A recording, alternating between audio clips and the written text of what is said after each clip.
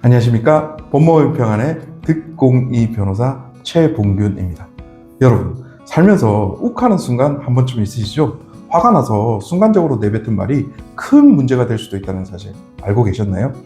가만 안 둬, 너 죽여버릴 거야, 이런 말을 무심코 내뱉었다가 법적 처벌을 받을 수도 있습니다. 그렇다면 어떤 경우에 협박죄가 성립하는지, 또 어떤 점을 조심해야 하는지 하나하나 알아보겠습니다.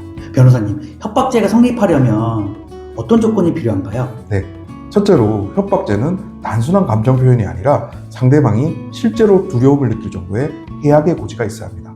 즉, 단순한 화풀이가 아니라 현실적으로 해를 가할 가능성이 있는 상황이어야 합니다. 예를 들어, 내가 너희 가게를 부셔버릴 거야 라고 했을 때 상대방이 정말로 두려움을 느낄 수 있는 상황이라면 협박죄가 성립할 수 있습니다. 하지만 넌 이번 색 망했어 같은 말은 현실적 위험이 없어 협박죄로 보기 어렵습니다. 두 번째로, 협박죄가 인정되려면 단순한 욕설이 아니라 상대방이 실제적인 위협을 느낄 수 있는 말이어야 합니다. 예를 들어, 내 차에 불 지를 거야 같은 말은 협박죄에 해당할 가능성이 높지만, 내가 아는 사람이 경찰이야, 넌 큰일 날 거야 같은 말은 단순한 허세나 과장된 표현으로 해석될 수 있어 협박죄로 보기 어렵습니다. 협박죄가 성립하려면 반드시 실현 가능성이 있어야 하나요? 네, 협박죄가 성립하려면 상대방이 위협을 현실적으로 실행될 가능성이 있다고 믿어야 합니다.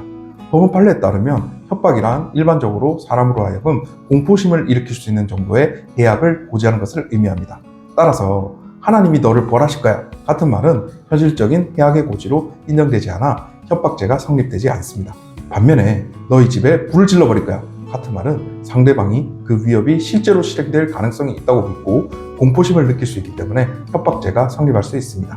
그렇다면 협박죄는 말뿐만이 아니라 행동도 포함이 되나요? 네, 물론 그렇습니다. 협박죄는 단순한 말뿐만 아니라 행동을 통해서도 성립할 수 있습니다. 예를 들어, 주먹을 쥐고 위협적인 태도를 보이거나 유리병을 들고 상대방에게 던질 듯한 행동을 하거나 운전 중 일부러 급정거하여 위협하는 경우 등은 특수협박죄로 더욱 무거운 처벌을 받을 수 있습니다. 들어보니까 협박의 종류와 목적에 따라 죄명이 많이 달라질 것 같은데 어떤가요? 네, 정확히 맞습니다. 협박의 목적과 내용에 따라 적용되는 법이 다를 수 있습니다. 예를 들어, 단순히 상대를 위협하는 경우에는 협박죄가 성립하지만, 협박을 통해 금품을 요구하면 공갈죄가 되고, 특정 행동을 강요하면 강요죄로 처벌받을 수 있습니다. 단순 협박의 경우 너 죽여버릴 거야 라는 말은 협박죄에 해당하며, 이는 3년 이하의 징역 또는 500만 원 이하의 벌금에 처해질 수 있습니다. 반면에 돈 안 갚으면 가만히 안 둘 거야 라고 협박하여 금품을 요구하는 경우 공갈죄가 성립하고, 이는 10년 이하의 징역 또는 2천만 원 이하의 벌금형을 받을 수 있습니다. 또 내 말 안 들으면 너네 가게 박살낼 거야 라는 말처럼 특정 행동을 강요하는 경우 강요죄가 성립하며, 이는 5년 이하의 징역 또는 3천만 원 이하의 벌금에 처해질 수 있습니다. 특히 공갈죄는 5억 원 이상을 갈취하면 특정 경제범죄 가중처벌 등에 관한 법률이 적용되어 더 무거운 처벌을 받을 수 있습니다. 예를 들어, 누군가에게 사적인 사진이나 동영상을 가지고 이걸 인터넷에 유포할 거야 라고 협박하며 돈을 요구하는 경우는 공갈죄에 해당합니다. 또는 너의 비밀을 폭로하겠다고 협박하여 금전을 요구하는 경우도 마찬가지입니다.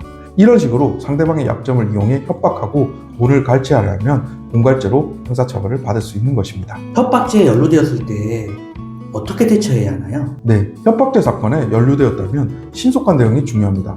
단순 협박죄는 피해자와 합의하면 처벌을 피할 수도 있습니다. 하지만 특수협박죄, 공갈죄, 강요죄는 합의하더라도 처벌될 수 있는 가능성이 있습니다. 고소가 접수되는 순간 사건이 어떻게 진행될지 결정되므로 초기에 적절한 법적 대응이 필요합니다. 협박죄가 성립할 가능성이 있는지 혹은 무거운 죄로 발전할 위험이 있는지는 전문가의 상담을 받아보는 것이 좋습니다. 오늘도 좋은 말씀 너무 감사합니다. 마지막으로 하고 싶은 말씀 있으실까요? 네, 우리는 누구나 감정적인 순간을 경험합니다. 하지만 순간의 감정을 참지 못하고 내뱉은 말 한마디가 법적 문제로 이어질 수 있다는 사실을 꼭 기억해야 합니다. 평소 별 생각 없이 한 말이 상대방에게 큰 위협으로 느껴질 수 있고 법적으로 처벌받는 상황이 될 수도 있습니다. 그러니 감정을 조절하는 것이 가장 중요합니다. 그리고 만약 협박죄 혐의를 받았다면 신속하게 법률 전문가와 상담하여 올바른 대응을 하시는 것이 필요합니다. 우리 모두가 서로 존중하는 사회를 만들기 위해 순간적인 감정을 조절하는 습관을 기르는 것이 얼마나 중요한지 다시 한번 강조하고 싶습니다. 그리고 혹시 협박죄와 관련해 궁금한 점이 있다면 언제든 상담해 주시면 될 것 같습니다.